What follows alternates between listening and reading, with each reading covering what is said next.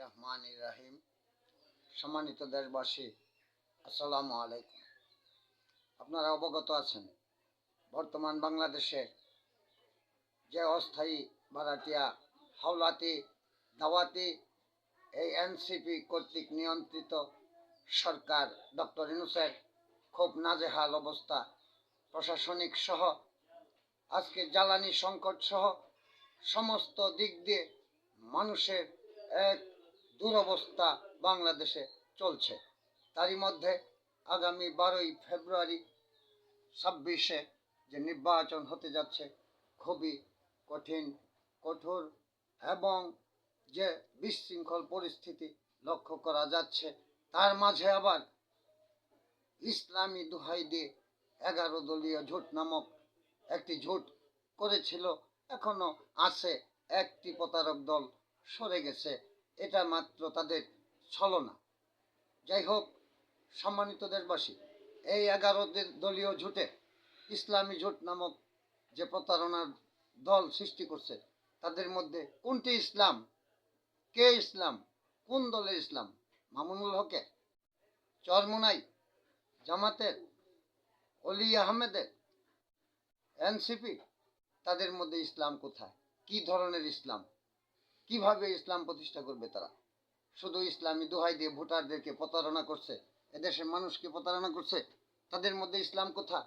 একটি দল অলি আহমেদের, কর্নেল অলি, যারা মুক্তিযুদ্ধের সময় নারী নির্যাতন থেকে শুরু করে লুটতরাজ থেকে শুরু করে হত্যাযজ্ঞ থেকে শুরু করে সমস্ত কিছু করেছে। আর অলি মুক্তিযোদ্ধা ছিল, আজকে লোভে পড়ে ওই যারা লুটতরাজ করেছে, নারীর ইজ্জত নষ্ট করেছে, তাদের কুলে উঠেছে। চরমোনাই প্রতারক, ভণ্ডপীর, জামাত ধর্মের দোহাইদাতা, আজকে ক্ষমতার লিপ্স হয়ে ক্ষমতায় যেতে চাইতেছে। তাদের মধ্যে বিবাদ আছে, তাহলে কিভাবে ইসলাম প্রতিষ্ঠা করবে তারা? আরো দু একটি দল আছে, নিউ চাইল্ড পার্টি, তারা তো চাঁদাবাজ, ত্রাণের টাকা আত্মসাৎ করেছে, কোটি কোটি টাকা এদেশের মানুষের চাঁদাবাজি করেছে। হাঁস খাইতে তারা গাড়ির তেল খরচ করে 300 ফিট আর 900 ফিট নাই দৌড়াদৌড়ি করে। তারা নারী বৈষম্য বিরোধী ছাত্র ছাত্রী, তাদের সাথে প্রতারণা করেছে। তারা আবার এই দেশে কি করে সঠিক ইসলাম আর সঠিক স্থায়ী রাষ্ট্র পরিচালনা করতে পারে? তাদের এই ঐক্য শুধুই প্রতারণার ঐক্য। আজকে এই জামাত ইসলামী নাম পাল্টে দেওয়া উচিত। তারা 71 স্বীকার করে নাই, তারা শুধু ওই 71-কে সাথে রেখে 5ই আগস্টের সনদ বাস্তবায়ন করতে চায়। হানা ভোট, কিসের হানা ভোট? একটি দেশে 2টি নির্বাচন একই সাথে কি জন্য করতে হবে? কি জন্য মানুষকে হ্যাঁ না ভোট দিতে হবে? একটি রাষ্ট্রের একটি দল ক্ষমতায় যাবে, সে ভালো পরিচালনা করলে দেশের জনগণ ভালো ফল পাবে, খারাপ পরিচালনা করলে হাসিনার মতো উড়ে চলে যাবে, আল্লাহর পরিণতি ভোগ করতে হবে। আজকে এই যে 11 দলীয় জোট নামক ইসলামী জোট করেছে, এই জোট তো নিজেরাই এক এক দল, এক এক মত, এক এক উদ্দেশ্য। তাদের মূল উদ্দেশ্য হলো ক্ষমতায় অংশীদারিত্ব করে ভোগবিলাস করবে, ক্ষমতার অপব্যবহার করবে, রাষ্ট্রে বিশৃঙ্খলা সৃষ্টি করবে, সরকারকে অস্থিতিশীলতা সৃষ্টি করবে। কিন্তু এদেশের কোমল মন ভোটাররা বুঝতে পারতেছে না। তাদের ধর্মের দোহাইয়ে তারা এরকমও বলতেছে সারা জীবন নামাজ রোজা করে নাই, তারাও বিড়ির পুটকির টান দিয়ে দাঁড়িপাল্লায় ভোট দিলে বেহেশতে চলে যাবে। এই সমস্ত প্রতারক দলদের বিপক্ষে এদেশের ভোটার সাধারণ মানুষকে ঐক্যবদ্ধ হতে হবে। এরা প্রকৃতই প্রতারক, এরা শুধুমাত্র ভোটের জন্য ইসলামের প্রচার করছে। আজকে ওই হাসনাত আব্দুল্লাহ রুমাল টুপি লাগাইয়া ফেলছে, আবার তারাই মুখে বলে যে সময় সময় কোন দল টুপি লাগায়, পাঞ্জাবি লাগায়। তোমরা কেন ফজরের নামাজ পড়ে এখন ভোট চাও? এর আগে কবে নামাজ পড়ছিলা, রোজা করছিলা? এর আগে কবে টুপি মাথায় দিয়ে জনগণের কাছে গেছিলা? আজকে তোমরা নিউ চাইল্ড পার্টি করে, ওই বৈষম্য বিরোধী কোটা আন্দোলন এগুলা করে ক্ষমতার লিপ্সু হয়ে ইউনূসের সরকারের 2-3টি মন্ত্রিত্ব পেয়ে তোমরা, অর্থাৎ উপদেষ্টার পদ পেয়ে তোমরা লোভে পড়ে গেছ। লোভে পড়ে এই দেশের জনগণকে ধোঁকা দিতে চাইতেছ। তোমাদের এই ধোঁকা সফল হবে না। আজকে তোমাদের চাইতে এই জামাত, চরমোনাই প্রত্যেকেই তো তোমরা দোষী। তোমরা তো নির্দোষ না। এক একজন এক এক দোষে দোষী। তোমরা আজকে সকল দলের বিরোধিতা করে ওই হাসিনার মতো ফ্যাসিস্ট হয়ে, তোমরা নিজেরাই তো ফ্যাসিস্ট, তোমরা নিজেরাই তো বিশৃঙ্খল, তোমরা নিজেরাই তো এই দেশে উচ্ছৃঙ্খলতা সৃষ্টি করে ক্ষমতায় যাইতে চাইতেছো, প্রতারণা করে, মিথ্যা অপপ্রচার করে, ইউটিউবের মাধ্যমে ওই ক্যানভাসের নেতা সেজে আজকে তোমরা ওই দেশের প্রকৃত রাজনীতিকে নষ্ট করে আজকে চাও তোমরা শুধু ক্ষমতা যাই আমরা। তোমাদের এই উদ্দেশ্য।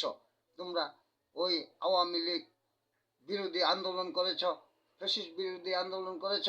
17 বৎসরের পুঞ্জীভূত ক্ষোভকে এদেশের মানুষ তোমাদের দুঃসময়ে তোমাদের পক্ষে যে তোমাদেরকে ওই নির্ঘাত মৃত্যু থেকে রক্ষা করেছে বিএনপির নেতৃত্বে।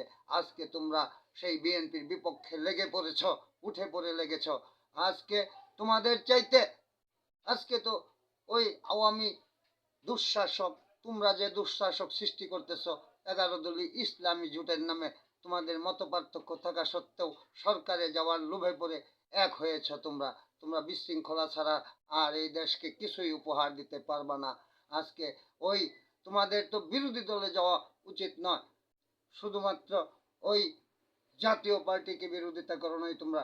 তোমাদের তো বিরোধিতা করা উচিত ছিল জামাতে ইসলামী। এই নাম কেন ব্যবহার করবে তারা? মুক্তিযুদ্ধে বিরোধিতা করে এই জামাত ইসলামী আল বদর, আল রাজাকার, আল শামস এই এই সমস্ত লুটপাট করেও, নারীর ইজ্জত ছিনিয়ে নিয়েও তারা আজকে বাংলাদেশে সেই জামাতে ইসলামী নামই কি করে রক্ষা করে। আবার তোমরা চাও জাতীয় পার্টি বিলুপ্তি করতে, 14 দল বিলুপ্তি করতে, ওই আওয়ামী লীগ বিলুপ্তি করতে। তোমাদের নীতি আদর্শ সবই বিসর্জন দিয়ে দিছ। কাজেই তোমরা আর এই দেশে বিশৃঙ্খলা সৃষ্টি না করে আগামী 26-এর এই 26-এর 12ই ফেব্রুয়ারি, বর্তমান 26 সালের 12ই ফেব্রুয়ারি যে নির্বাচন হতে যাচ্ছে, সেই নির্বাচনে তোমরা জনগণকে বিভ্রান্ত না করে আর প্রতারণা না করে, ইসলামের দোহাই না দিয়ে, ইসলামী এই প্রতারক দলগুলির সাথে তোমরা না মিলেমিশে তোমরা বরঞ্চ জাতীয় পার্টির সাথে মিশে তোমরা নির্বাচন করো। তোমাদের চেয়ে অনেক ভালো জাতীয় পার্টি। জাতীয় পার্টির এই দেশে সংগঠন আছে, এদেশে সমর্থন আছে। তবুও একটি বড় ফ্যাসিস্টকে তোমরা সকলের সম্মিলিত প্রচেষ্টা তাড়িয়েছ, এই আওয়ামী সন্ত্রাসীদেরকে।